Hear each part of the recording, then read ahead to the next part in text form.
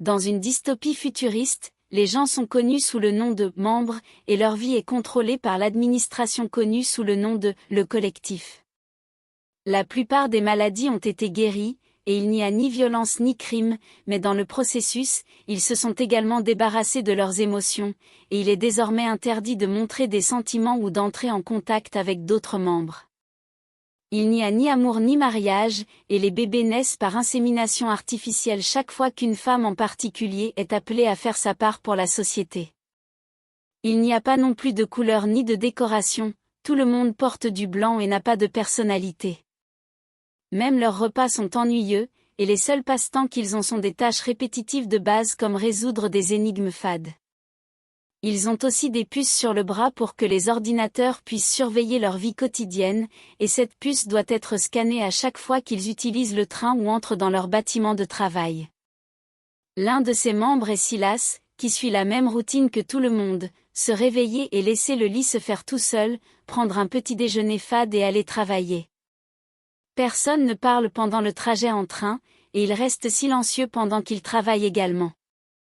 Partout autour d'eux, des écrans rappellent aux membres de signaler tout comportement déviant, y compris des choses mineures comme un léger sourire. Les écrans parlent également d'une maladie appelée SOS, ou syndrome de l'allumage, qui fait que les gens retrouvent leurs émotions. On rappelle aux membres de consulter un médecin s'ils présentent des signes d'un symptôme. Silas travaille pour une entreprise appelée Atmo en tant qu'illustrateur, il passe donc toute la journée à dessiner sur un écran. Son art contraste fortement avec le monde dans lequel il vit, probablement parce qu'il est inspiré par un documentaire qu'il écoute pendant qu'il travaille. Ce documentaire parle de « La Grande Guerre », une période durant laquelle le collectif s'est battu pour se séparer de la péninsule, un endroit chaotique où les émotions ne sont pas réprimées. Il y a 2 moments dans la journée pendant lesquels les travailleurs se parlent. D'abord, c'est pendant les réunions de projet pour pouvoir discuter des idées, et Silas écoute les suggestions de Nia avec la plus grande attention. L'autre moment est le déjeuner, pendant lequel tout le monde s'assure de s'asseoir à une distance suffisante entre eux. Leur conversation n'est cependant pas très animée, et ils s'en tiennent à des sujets factuels comme le collègue qui est revenu de son devoir de conception.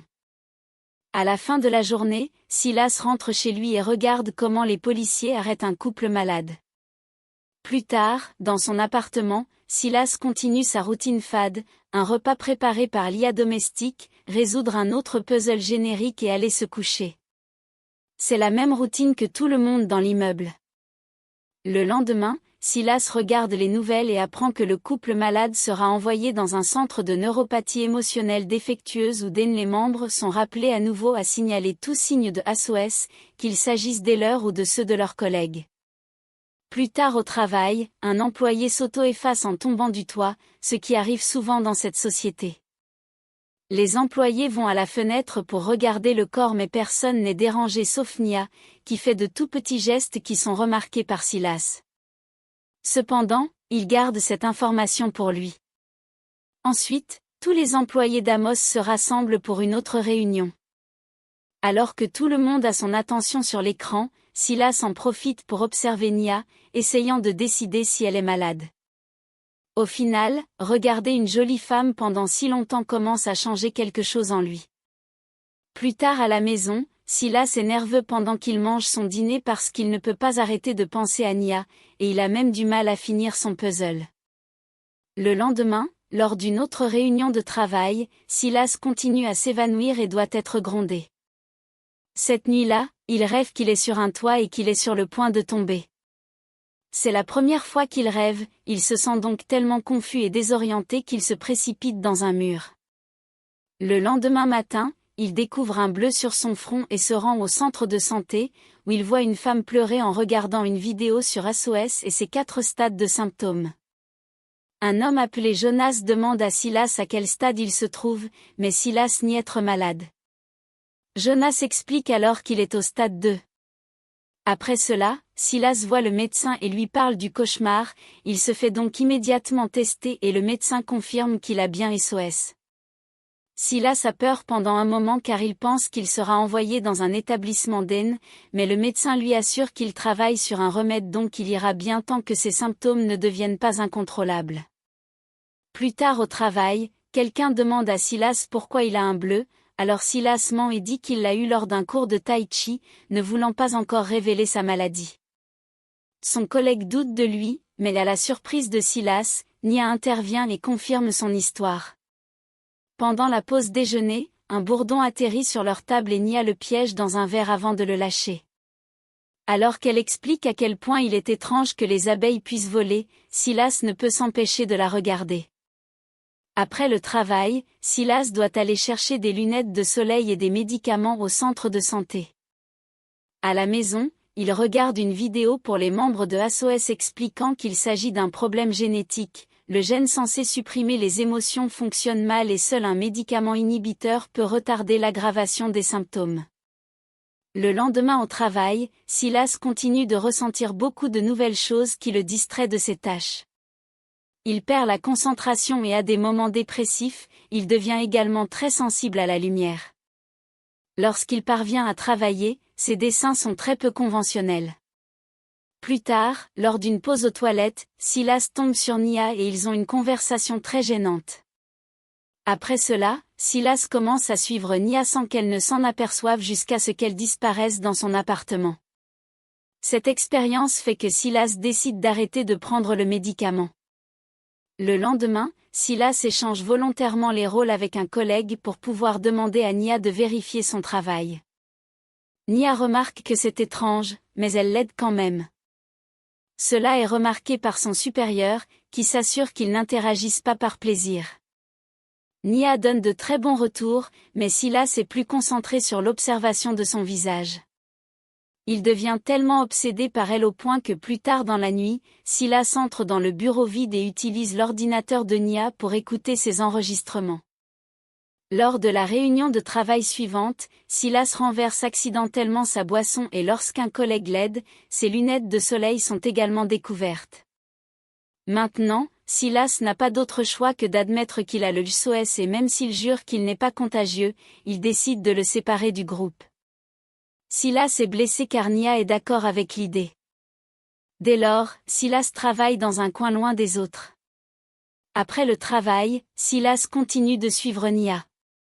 Cette fois, elle le remarque et le surprend par derrière, menaçant de le dénoncer s'il ne s'arrête pas. Lorsque Silas dit que Nia a également le SOS, elle essaie de le nier, alors Silas fait remarquer que si elle n'était pas affectée, elle l'aurait déjà dénoncé. Ne sachant pas quoi dire, Nia s'en va. Le lendemain, Silas et Nia font comme si de rien n'était, et Nia essaie d'éviter autant que possible d'interagir avec lui. Cependant, Silas remarque qu'elle bouge beaucoup sa main, confirmant sa théorie. Plus tard, lorsqu'ils sont seuls au bureau, la tension est si forte que Nia se précipite pour se cacher dans la salle de bain. Sia la suit et les deux se tiennent maladroitement dans la même cabine alors qu'ils essaient de comprendre ce qu'ils ressentent. Après quelques hésitations, Silas lui touche les mains et le visage, ne croyant pas à la sensation incroyable qu'il ressent. Finalement, cédant, Nia s'appuie contre lui et ils partagent le premier câlin de leur vie. Alors qu'ils profitent de la chaleur, Nia admet qu'elle est malade depuis 1 an. Elle a très peur et attend le remède, alors elle dit à Silas qu'ils ne peuvent pas être ensemble. Silas accepte cela mais ne peut s'empêcher de l'embrasser avant de partir. Le lendemain, Nia ne peut s'empêcher de penser à Silas même si elle a demandé de la distance. Silas lui rend chaque regard et la suit jusqu'à ce qu'ils soient à nouveau seuls dans la cabine des toilettes. Ils sont si proches qu'ils se fondent presque l'un dans l'autre en ressentant la chaleur du contact humain. Malheureusement, le moment est interrompu lorsque quelqu'un entre dans les toilettes, alors Silas quitte la cabine seul pour découvrir que c'est son manager, qui demande à Silas s'il a déjà pensé à s'auto-supprimer. Silas explique qu'il n'y réfléchira que lorsqu'il atteindra les étapes ultérieures. En sortant, le directeur voit que l'ordinateur de Nia est allumé et révèle qu'il y a eu des rumeurs selon lesquelles Silas espionnait Nia, il doit donc arrêter s'il ne veut pas être dénoncé. Le lendemain après le travail, Nia attend Silas dans la cabine mais il ne se présente pas. Plus tard, ils se rencontrent dans un sentier et discutent de la menace du directeur. Silas annonce qu'il va demander à être transféré à un autre poste, et Nia part sans rien dire. Lorsqu'elle arrive à son appartement, elle est en pleine dépression. Le lendemain matin, Silas annonce sa démission, disant qu'il doit trouver un emploi où sa maladie ne causera pas de problème à ses collègues. Bientôt, Silas commence à travailler dans un sanctuaire naturel et Nia doit s'occuper de son remplaçant. Elle ne gère pas bien la situation car elle pense à Silas chaque fois qu'elle voit sa tasse, qu'elle finit par ramener chez elle. Ses performances au travail commencent également à baisser. Quelque temps plus tard, Silas tombe sur Jonas et partage enfin tout ce qu'il ressent ces derniers temps avec Nia. Jonas comprend immédiatement car il avait aussi une relation avec une femme, mais malheureusement leur histoire ne s'est pas bien terminée. Jonas invite ensuite Silas à un groupe de soutien pour les personnes atteintes de SOS, et Silas assiste volontiers à une réunion. Les personnes présentes ont peur de l'établissement d'Aine, et lorsque Silas pose des questions à ce sujet, Blaise explique que la moitié des personnes envoyées là-bas finissent par s'auto-supprimer tandis que l'autre moitié est obligée de suivre un traitement de suppression des émotions. Blaise est un médecin qui cache son SOS pour pouvoir être là pour les patients de l'établissement. Lorsque Silas rentre chez lui, il trouve Nia qui l'attend. Elle est incroyablement nerveuse et frustrée, alors Silas la tient dans ses bras pour la calmer. Ce simple contact se développe et ils finissent bientôt par faire des bêtises ensemble. Une fois qu'ils ont terminé, ils sont tellement émerveillés par l'expérience qu'ils discutent du sujet de l'amour et jurent de ne plus jamais se séparer.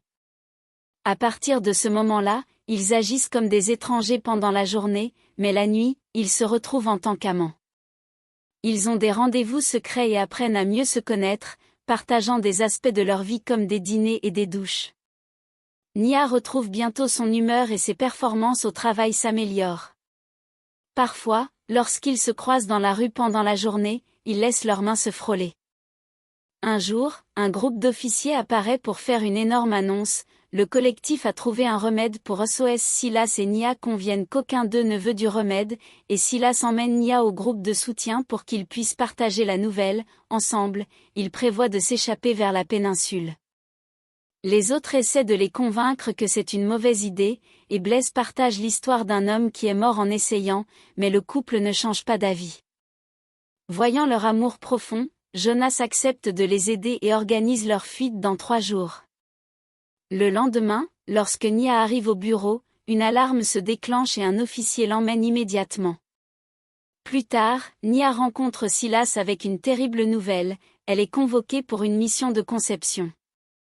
Cela signifie que Nia ne peut pas partir car elle ne sera pas autorisée à monter dans les trains. Cependant, Silas a une idée, elle devrait aller voir un médecin et se faire tester car une fois qu'ils verront qu'elle a SOS, elle ne sera plus éligible. Le lendemain, au centre de santé, le médecin analyse le sang de Nia et est choqué de découvrir qu'elle est enceinte. Les grossesses naturelles sont l'un des pires crimes de cette société. Pendant ce temps, Silas attend Nia à leur lieu de rendez-vous, mais elle ne se présente pas et il s'inquiète. Il se rend au centre de santé et est dévasté de découvrir que Nia est emmenée au centre d'Aine. Une fois sur place, elle est immobilisée et traitée comme une paria pour ce qu'elle a fait. Blaise découvre bientôt qu'elle est là et contacte les autres. De retour à Silas, il va voir Jonas pour demander de l'aide, et Jonas lui assure que Blaise et lui travaillent déjà dessus, alors maintenant il doit attendre. Le matin, Blaise utilise son privilège de médecin pour sortir Nia de sa chambre et l'emmener rencontrer Jonas et les autres. Blaise explique qu'ils échangeront le corps de Nia avec une femme qui s'est récemment autodétruite et insère une nouvelle puce dans le bras de Nia pour lui donner l'identité de la femme morte. Une fois habillée et se sentant mieux, Nia remercie Blaise et s'enfuit, réussissant à franchir les portes de la gare grâce à la nouvelle puce. Le groupe de Jonas essaie également de sortir et se retrouve bloqué par les officiers, alors ils essaient de prendre l'ascenseur à la place. Malheureusement, ils trouvent un membre qui les dénonce immédiatement et ils sont arrêtés. Bientôt, Silas apprend l'arrestation du groupe de Jonas. Il court donc au centre de d'Aine pour demander des nouvelles de Nia. Le garde l'informe qu'elle est morte. Incapable de supporter un cœur brisé, Silas monte sur le toit du bâtiment de l'entreprise et envisage de s'auto-supprimer. Cependant, après de nombreuses hésitations, il se retire. Pendant ce temps, Nia se rend à l'appartement de Silas pour l'attendre, mais il ne se présente pas. Finalement, elle en a assez d'attendre et part le chercher au sanctuaire, mais il n'est pas là non plus. Ne sachant plus quoi faire, elle retourne chez Silas. Quand la nuit tombe, Silas revient enfin et Nia court dans ses bras, mais il réagit à peine. Nia le regarde de plus près et découvre qu'il a pris le médicament pour guérir le SOS, il ne lui reste donc que 5 heures d'émotion. Déterminée à gagner, Nia lui dit de lutter contre le médicament alors qu'elle continue de le toucher, et ils acceptent de s'échapper quand même. À la fin, ils s'endorment ensemble, espérant que ces câlins lui permettront de se sentir mieux. Au matin, Nia se réveille seule dans le lit. Silas s'est réveillé tôt en suivant la routine, il est donc déjà tout habillé et prêt à partir. Il explique qu'il se souvient de l'amour qu'ils partageaient mais qu'il ne le ressent plus. Cependant, ils partent quand même ensemble car Nia ne veut pas abandonner. Alors qu'ils se dirigent vers la gare, Nia sent une énorme distance entre eux et s'inquiète de savoir si cela fonctionnera. Une fois qu'ils montent dans le train, ils restent assis en silence comme s'ils étaient de retour au début, et les inquiétudes de Nia s'aggravent. Cependant, l'espoir revient lentement lorsque Silas tend la main pour lui toucher.